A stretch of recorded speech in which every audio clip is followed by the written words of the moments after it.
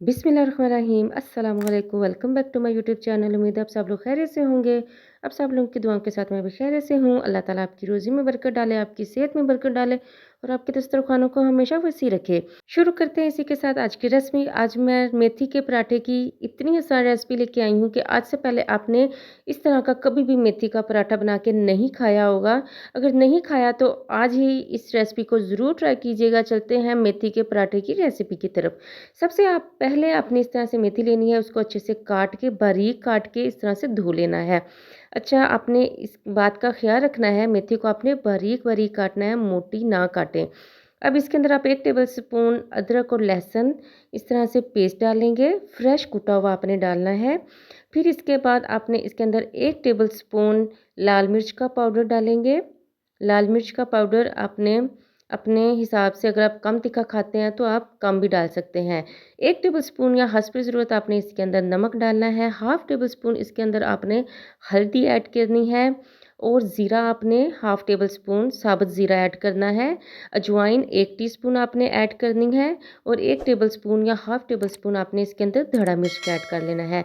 अब चम्मच की मदद से हम इसको अच्छे से मिक्स करेंगे। जब तक मैं मिक्स कर रही हूँ, अगर आप मेरे चैनल पर नए हैं तो मेरे चैनल को सब्सक्राइब कर दीजिएगा, लाइक कर दीजिएगा, प्यारा सा कमेंट कर दीजिएगा, मुझे बताइएगा कि आपने कभी ऐसे मेथी के पराठे बना के खाए हैं? अगर खाए हैं तो क्या आपने ये रेसिपी ट्राई की है? अगर नहीं की तो इसको ज़रूर ट्राई करें। मसाले को मिक्स करने के बाद आपने इसके अंदर 1.5 कप चक्की का जो गंदम का नॉर्मल आटा हम घर में रोटी बनाते हैं ना, वो आपने ले लेना है। मैंने अभी 1.5 कप लिया है, इसको अच्छे से मिक्स करेंगे। अगर मुझे ज़रूरत हुई तो मैं थोड़ा-सा और आटा इसमें यूज़ करूँगी। इसमें आपने ज़्यादा आटा यूज़ नहीं करना, आपने कोशिश करनी है कि जो मेथी है वो थोड़ी-सी ज़्यादा ही इसमें हो। ये देखिए जी, हल्का-सा पानी डालेंगे और इसको अच्छे से मिक्स करेंगे। कोशिश करें कि इसके अंदर जो मेथी है ना वो ज़्यादा क्वांटिटी में हो और आटा थोड़ा-सा कम हो। तो ये देखिए, आटा मुझे थोड़ा-सा कम लग रहा था तो 1 कप मैंने इसके अंदर और गंदम का छना हुआ आटा डाल दिया है। अब हम इसको पानी डाल के मिक्स करेंगे, बस इससे ज़्यादा मैं इसके अंदर आटा नहीं डालूँगी, नहीं तो वो आटा ज़्यादा हो जाएगा और जो मेथी है ना वो इसके अंदर कम हो जाएगी। तो मेथी हमें थोड़ी-सी ज़्यादा ही इसके अंदर चाहिए, क्योंकि मेथी के पराठे में अगर मेथी ही कम होगी तो मज़ा नहीं आएगा।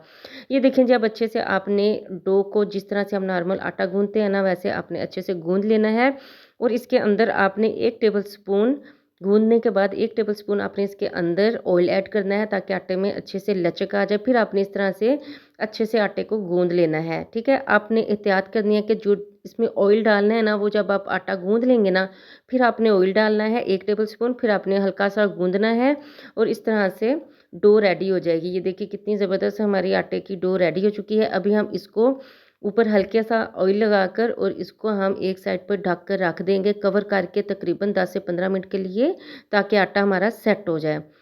10 से 15 मिनट हो चुके हैं, आटा हमारा सेट हो चुका है। ये देखें जी, आपके सामने है और जो हमने इसके ऊपर ऑयल लगाया था ना, उसकी वजह से ये बिल्कुल ऊपर से इसकी खुश्की नहीं आई जो आटे के ऊपर हो जाता है।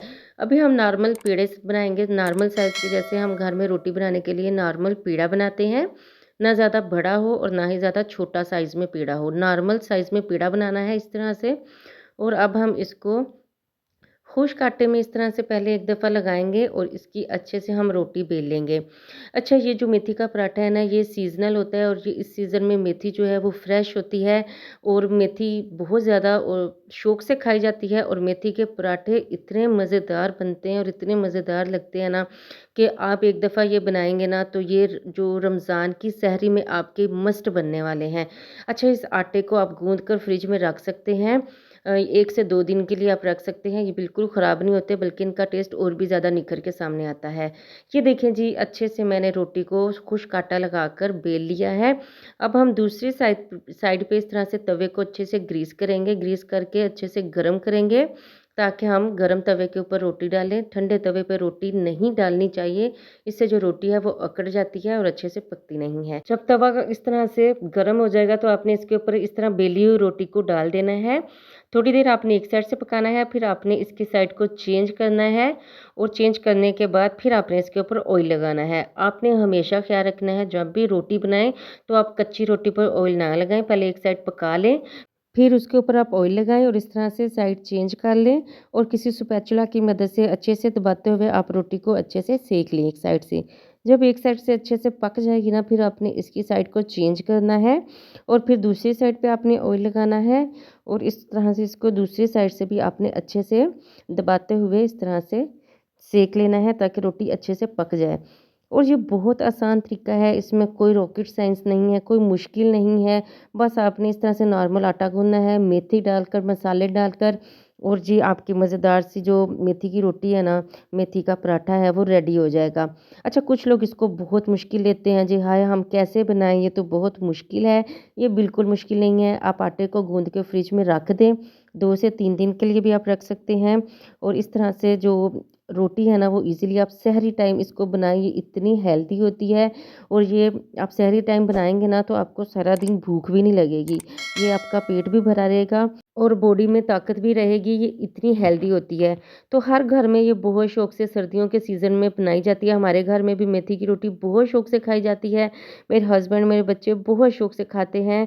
तो आप भी इसको ज़रूर बनाएँ और इसी रेसिपी के साथ बनाएँगे ना, तो अगर आपके घर में मेथी नहीं ना खाते, तो बस ये मेथी का पराठा आपकी फैमिली में, आपके बच्चों, आपके शौहर के लिए फ़ेवरेट होने वाला है और आपका जो नाश्ता है ना, वो इस पराठे से ही शुरू होगा और इतनी मज़ेदार ये बनेगी और आपके बच्चे और आपके हस्बैंड फ़रमाइश करके ये रोटी बनवाएँगे। तो इसीलिए मैं आपसे कह रही हूँ कि इसकी डो बना के, आटा गूँथ के आपने बस फ्रिज में रख लेना है ताकि जब भी वो फ़रमाइश करें ना, फटाफट से आप आटा निकालें फ्रिज के अंदर से और ये रोटी बनाकर अपने बच्चों को और अपने शौहर को खिलाएँ। क्योंकि ये हेल्दी भी होती है और ये मज़ेदार भी होती है और बच्चों को लंच में भी आप दे सकते हैं क्योंकि ये बहुत ही मज़ेदार लगेगी आपके बच्चों को और इसको आप दही के साथ, रायते के साथ खाएँ और चाय के साथ इसको आप खाएँ, ये बहुत मज़ा कराएगी आपको।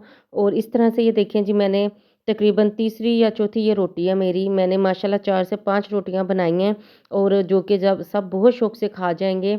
और इसी तरीके से आप इसके ऊपर ऑयल की जगह घी भी यूज़ कर सकते हैं, आप देसी घी भी यूज़ कर सकते हैं इस तरह से, जिस तरह मैं ऑयल लगा रही हूँ ना, अगर आपके पास देसी घी अवेलेबल है तो आप देसी घी भी लगा सकते हैं इस रोटी के ऊपर। और इसकी खुशबू तो मैं आपको बता ही नहीं सकती, इसकी खुशबू से ही आपके घर वाले दीवाने हो जाएँगे, इतनी मज़ेदार इसकी खुशबू होती है। तो जी ये देखिए, आपको रेसिपी अच्छी लगी हो तो चैनल को सब्सक्राइब कर दीजिएगा, लाइक कर दीजिएगा, प्यारा सा कमेंट कर दीजिएगा।